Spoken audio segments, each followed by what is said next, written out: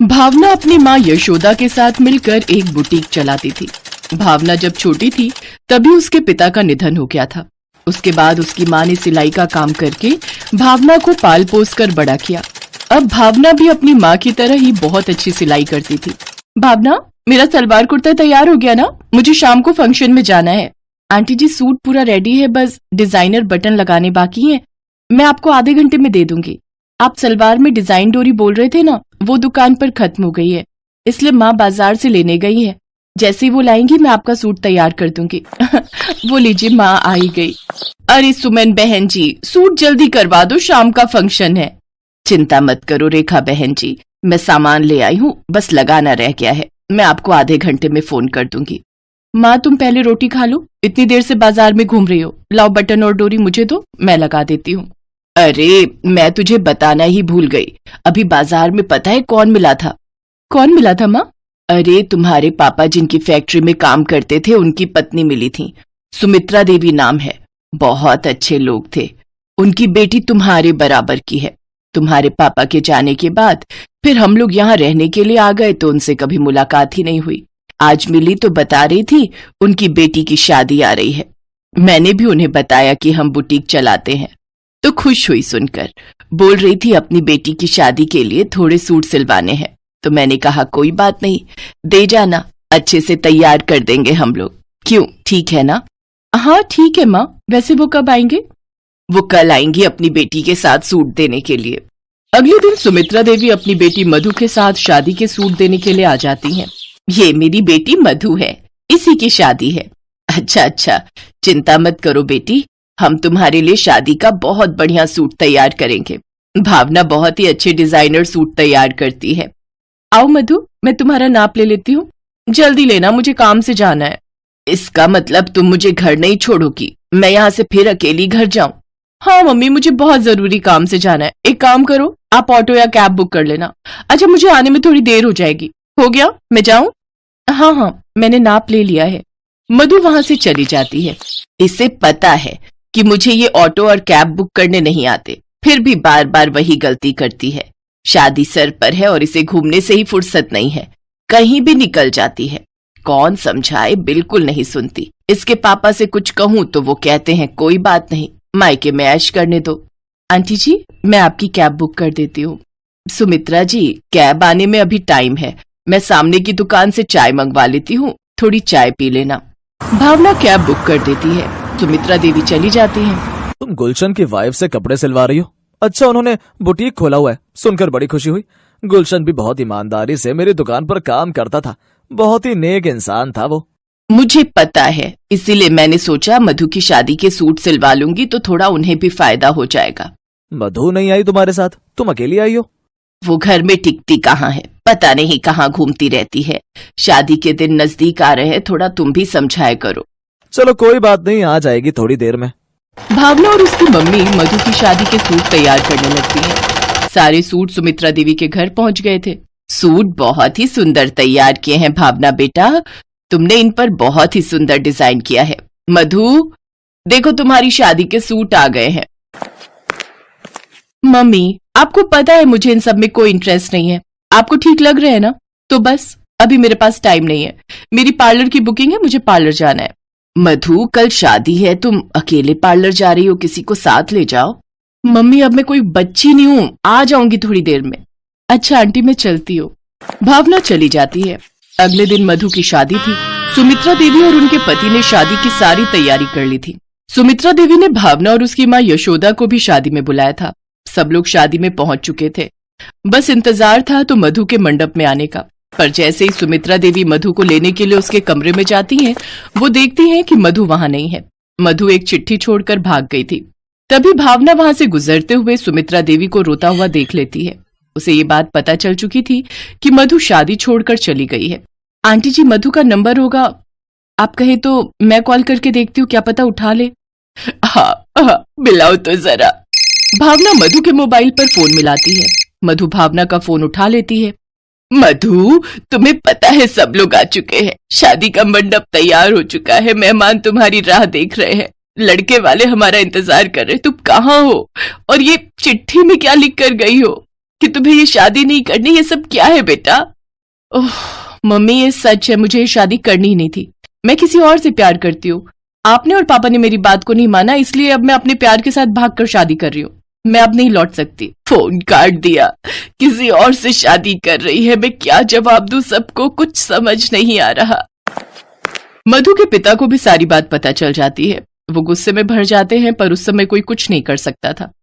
लड़के वालों को कमरे में बुलाकर सारी बात बताई जाती है। भावना भी वहीं खड़ी थी। अब एक ही रास्ता है जी, अगर आप लोग मधु की जगह भावना को अपने घर की बहू बना ले। नहीं नहीं, ये कोई जबरदस्ती नहीं है। भावना बहुत अच्छी लड़की है। हम इसका भी कन्यादान वैसे ही करेंगे जैसे मधु का करना चाहते थे। समधी जी, मैं जानता हूँ हम गलत हैं। हमारी बेटी यहाँ से भाग गई है, हमारी इज्जत अब आपके हाथों। मधु के माता पिता रोने लगते हैं। तभी दूल्हा, जिसका नाम आशीष था, वो बोला, मुझे भावना से शादी करने में कोई एतराज नहीं है। भावना, क्या तुम मुझसे शादी कर सकती हो? क्योंकि अगर मधु अब वापस भी लौटेगी तो भी मैं उससे शादी नहीं करूंगा। उसने शादी जैसे पवित्र रिश्ते का अपमान किया है। पर मेरे संस्कार ऐसे नहीं कि मैं बूढ़े माता पिता को रुलाकर समाज के सामने उनकी इज्जत गिराकर यहाँ से बिना दुल्हन के चला जाऊं। आंटी जी, अंकल जी, मैं शादी के लिए तैयार हूँ। पर आंटी जी, आपको तो पता ही है, मैं और माँ एक छोटा सा बुटीक चलाते हैं। और आशीष जी, आप... भावना ठीक कह रही है सुमित्रा जी, मुझे भी शादी से कोई ऐतराज नहीं है। मुझे तो वैसे भी भावना की शादी करनी ही थी। और फिर आशीष जैसा होनहार लड़का मेरी बेटी भावना को बहुत खुश रखेगा, ये मैं जान चुकी हूँ। पर भाई साहब, बहन जी, मैं अपनी बेटी के साथ मिलकर एक छोटा सा बुटीक चलाती हूँ। ये बात सुमित्रा जी जानती हैं। आप जैसे ऊंचे खानदान में... बहन जी, हमें भावना जैसी लड़की अपने घर में बहू मिले, हमें इससे बढ़कर और क्या चाहिए? हाँ बहन जी, हमें भावना बहू के रूप में स्वीकार है। सबकी रजामंदी से कुछ ही पलों में मधु की जगह भावना दुल्हन बनकर तैयार हो गई। भावना ने तो सपने में भी ऐसा नहीं सोचा था कि वो इतने बड़े घर की बहू बनेगी। पर रिश्ते तो संजोग से मिलते हैं, और शायद भावना के संजोग से ऐसे ही शादी करना लिखा था। यशोदा भी बहुत खुश थी कि उसकी बेटी एक बड़े घर की बहू बनी। भावना के कारण सुमित्रा देवी के घर की इज्जत बच गई। समाज में उनका मान वैसे ही कायम रहा जैसा था।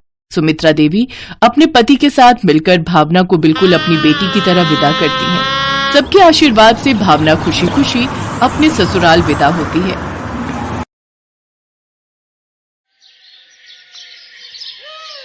प्रतापनगर में सुंदरलाल नाम का एक दर्जी अपनी पत्नी शांति और बेटी संध्या के साथ रहता था। संध्या का रंग सांवला था, इसलिए उसके लिए कोई भी रिश्ता नहीं मिल रहा था। इसी कारण सुंदरलाल और शांति परेशान थे। सुंदरलाल, मैंने कुर्ता पजामा सिलने दिया था, तैयार हो गया क्या? बस एक पक्की सिलाई करनी बाकी है रामलाल जी। अच्छा, फिर मैं लड़का भेजूंगा, उसी के हाथ दे देना। शाम को शादी में जाना है, इसलिए थोड़ी देर में करके दे दो। और संध्या के लिए कोई रिश्ता मिला या नहीं? कहाँ मिला रामलाल जी, बहुत जगह बोल रखा है। बाकी मैंने तो भगवान पर छोड़ रखा है, वही मेरी बेटी का अच्छा भविष्य तय करेंगे। बात तो ठीक है, पर तुम्हारी बेटी का रंग सांवला है। इतनी आसानी से लड़के सांवले रंग रूप की लड़की के लिए मानते नहीं हैं।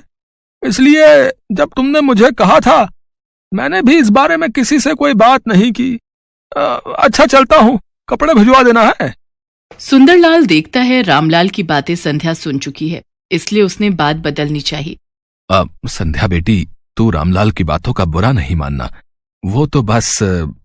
बापू, मुझे पता है मेरे कारण आपको कितना सुनना पड़ता है। सब कितनी बातें बनाते हैं, मुझे अच्छा नहीं लगता। ना बिटिया ना, ऐसा कभी मत सोचना। तू तो हमारी जिंदगी से बढ़कर हमें प्यारी है। मैं भी आप दोनों से बहुत प्यार करती हूँ बापू। अच्छा लाओ, कुछ कपड़े मैं सिल देती हूँ, आप थक गए होगे। संध्या का उदास चेहरा देखकर सुंदरलाल उस समय चुप हो जाता है। संध्या कपड़े सिलने लगती है। संध्या भी सुंदरलाल की तरह बहुत अच्छे कपड़े सिलती थी। एक दिन उस राज्य के राजकुमार का जन्मदिन था, जिसमें पूरे नगर को न्योता दिया गया था। सुनो सुनो नगर वासियों, ध्यान से सुनो। राजकुमार वीर सिंह के जन्मदिन की खुशी में पूरे नगर को दावत का न्योता दिया जा रहा है। राजा भानु प्रताप सिंह और रानी सुनंदा अपने बेटे वीर सिंह का 25वां जन्मदिन धूमधाम से मना रहे हैं। अरे वाह, राजकुमार वीर सिंह के जन्मदिन की दावत सचमुच देखने वाली होगी। मैं तो बहुत सुंदर तैयार होकर जाऊंगी। मैं भी। पर हम राजकुमार को क्या उपहार देंगे? ऐसे खाली हाथ जाना तो अच्छा नहीं लगेगा। अरे हम क्या देंगे? हमारे माँ बापू भी तो जा रहे हैं, वही देंगे। हम क्यों चिंता करें? पूरे नगर के लोग राजकुमार के जन्मदिन में जाने की तैयारी कर रहे थे। सुनो जी, मैं सोच रही थी हम दोनों तो जन्मदिन की दावत में जा नहीं रहे। तुम्हारी तबीयत भी ठीक नहीं है, पर किसी ना किसी को तो जाना चाहिए। इसलिए संध्या को उसकी सहेलियों के साथ भेज देते हैं, नहीं तो महाराज और महारानी को बुरा लगेगा। ठीक है, ये बात सही रहेगी संध्या बिटिया। तू राजकुमार वीर प्रताप जी के जन्मदिन की दावत के लिए चली जाना। ठीक है, आप चिंता मत करो, मैं रेखा और सुनैना के साथ चली जाऊंगी। संध्या राजकुमार के जन्मदिन के लिए जाने के लिए तैयार तो हो गई, पर वो यही सोच रही थी कि आखिर वो राजकुमार के लिए उपहार में क्या ले जाए। तभी उसके दिमाग में एक तरकीब आई। राजकुमार के जन्मदिन के लिए एक सुंदर सी पोशाक तैयार करके ले जाती हूँ, उनको पसंद आएगी। संध्या राजकुमार के लिए बहुत ही सुंदर पोशाक तैयार करती है और सबके साथ राजमहल पहुंचती है। बहुत संख्या में लोग जन्मदिन की दावत में पहुंचे थे। उन सबके बीच संध्या घबरा रही थी। राजकुमार को तो इतने ढेरों उपहार मिल रहे हैं, इतने सारे उपहार में मेरे द्वारा सिली हुई मामूली सी पोशाक क्या राजकुमार को पसंद आएगी? राजकुमार को अपने हाथ से देने की हिम्मत तो मेरे में है नहीं। चुपचाप उनके कक्ष में रख देती हूँ। संध्या पोशाक को राजकुमार के कक्ष में रखकर घर आ जाती है। संध्या बिटिया, तू राजकुमार से बिना मिले ही आ गई।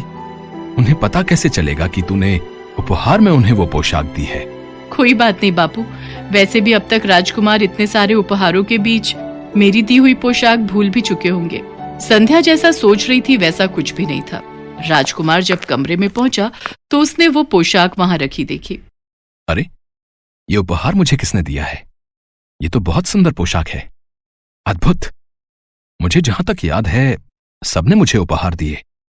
मैंने सबका चेहरा देखा, पर यह उपहार तो मेरे हाथ में किसी ने नहीं दिया। कैसे पता चलेगा कि यह उपहार किसने दिया है? और मेरे हाथों में दिए बिना ही यहां मेरे कक्ष में रख दिया। राजकुमार महाराज, महारानी, सेनापति, दास दासी सबसे पूछता है, पर किसी को भी इस बारे में कुछ नहीं पता था। राजकुमार हैरान रह जाता है कि ऐसा क्यों हुआ। किसी ने अगर इतना सुंदर उपहार देना भी था तो उसको सामने से देता, चोरी छुपे कौन रख गया? राजकुमार वापस अपने कक्ष में आता है, तभी उसकी नजर अपने द्वार पर अटके एक दुपट्टे के टुकड़े पर जाती है। राजकुमार महल की सभी दासियों से दुपट्टे के टुकड़े के बारे में पूछता है, पर किसी भी दासी के पास ऐसा दुपट्टा नहीं था। राजकुमार को यकीन हो जाता है कि ये टुकड़ा यकीनन उसी लड़की के दुपट्टे का है जो उसके कमरे में वो पोशाक रख कर गई है। राजकुमार इस बात का पता लगाने के लिए पूरे नगर में सैनिकों को भेजता है। वो पोशाक किसने दी उसके लिए सब मना कर देते हैं। भाई, हमने तो बहुत महंगा उपहार दिया था। राजकुमार को चांदी की प्याली दी थी, हमने ये उपहार में पोशाक नहीं दी। उस समय सुंदरलाल, उसकी पत्नी और बेटी संध्या जरूरी काम से नगर से बाहर गए हुए थे, इसलिए उनसे पता करना रह जाता है। पर सैनिक ये बात राजकुमार को नहीं बताते। राजकुमार बहुत परेशान था। अब तो उसके पास एक ही रास्ता था, इस दुपट्टे के टुकड़े की असलियत जानने का। माँ, पिताजी, अब मेरे पास एक ही रास्ता है। मैं अपना स्वयंवर रखना चाहता हूँ, ताकि उस स्वयंवर में सभी लड़कियां आए और वही पोशाक पहने जो उन्होंने मेरे जन्मदिन के उत्सव में पहनी थी।